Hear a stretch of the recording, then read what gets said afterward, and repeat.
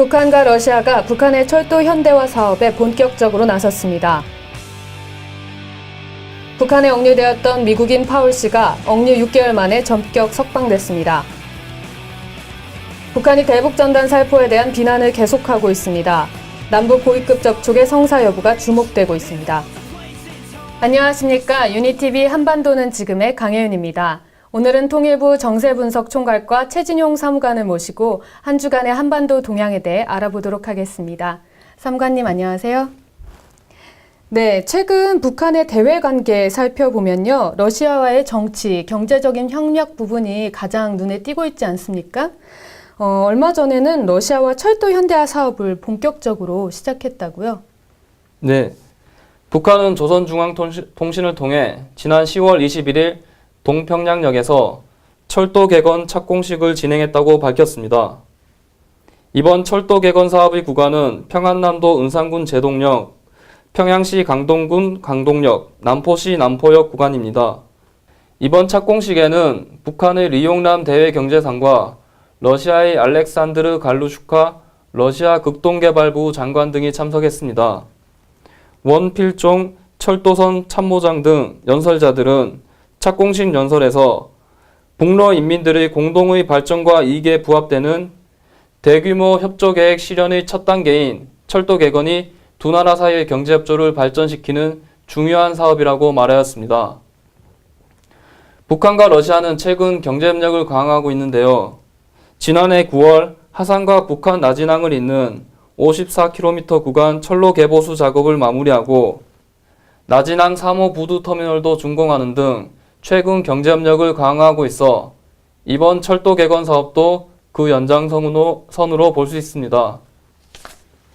러시아 매체의 보도에 따르면 이번 철도 개건 사업은 북한과 러시아 간 승리 프로젝트의 일환이라고 합니다. 러시아 모스토빅 과학생산연합체 사장이 평양에서 진행한 인터뷰를 통해 살펴보면 승리 프로젝트란 북한과 러시아 당국이 공동으로 광물처리 플랜트 설계 및 유용 광물 채굴 개발 메커니즘 구축을 목표로 하는 사업입니다. 러시아 매체의 보도 내용에 따르면 북로 간 승리 프로젝트에서 합의한 철도 개보수 구간은 약 3,500km에 달한다고 합니다. 북한은 지난 6월 외국 자본 유치와 경제협력을 위해 무역성 합영투자위원회, 국가경제개발위원회를 개편한 내각산하기구로 대외경제성을 출범시켰습니다. 대외경제성의 수장은 리용남 전 무역상이 맡게 되었습니다. 이러한 대외경제성의 출범과 함께 북한은 앞으로 더욱 활발한 대외경제활동을 지속해 나갈 것으로 예측됩니다. 네, 그런가 하면요. 북한이 지난 4월부터 억류했던 미국인 석방했다는 소식이 들어와 있는데요. 지금은 미국에 돌아간 상태인 겁니까? 네, 지난 10월 21일 북한에 억류됐던 미국인 제프리 에드워드 파울이 6개월 만에 석방되어 미국으로 이송되었습니다. 미국 백악관 대변인 및 국무부 부대변인의 10월 21일 정례 브리핑 내용에 따르면 미국 국방부는 북한 측이 제시한 일정에 맞춰서 제프리 파울 이송을 위한 항공편을 제공했다고 합니다.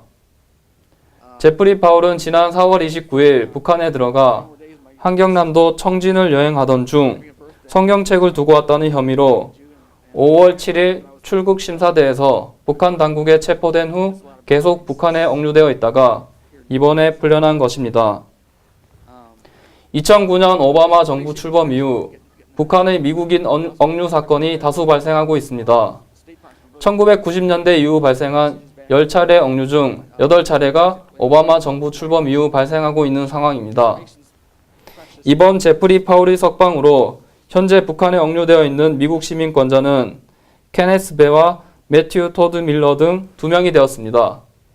네, 북한이 억류한 미국인에 대한 석방으로요. 북미 간의 유화적인 기류 기대할 만할 것 같은데요. 그런데 남북 간에도 아시안게임 이후에 굉장히 대화 분위기가 고조되지 않았습니까? 우리가 30일로 제한한 고위급 접촉 과연 어떻게 될까요? 북한은 지난 10월 26일 새벽 서해 군 통신선을 통해 국방위 서기실 명의로 된 전통문을 우리 국가안보실 앞으로 보내왔습니다. 북한은 전통문에서 25일 보수단체들의 주간 전단 살포 계획은 무산되었으나 남한이 저녁 시간을 이용한 전단 살포를 강행하도록 방임했다고 주장했습니다. 이와 함께 고위급 접촉이 이런 분위기 속에서 이루어질 수 있겠는가를 생각해 봐야 할 것이라고 언급하였습니다. 북한은 또 이번 전통문에서 지난 25일 정부의 미온적인 대응을 지적하면서 남북관계 개선 분위기를 살리자는 북측의 요구를 우리 정부가 달갑게 여기지 않고 있다는 것을 보여주는 것이라고 비판했습니다. 북한은 이번 전통문에서 무산이라는 직접적인 표현을 사용하지는 않아 대화의 여지를 남겼다고 볼 수 있습니다. 따라서 이번 10월 30일 제2차 남북 고위급 접촉이 실제로 이뤄질 수 있을지는 시간을 두고 지켜보아야 알 수 있을 듯 합니다. 네, 지금까지 한 주간의 북한 동향 알아봤습니다. 정세분석 총괄과 최진용 사무관께서 함께해 주셨습니다. 고맙습니다.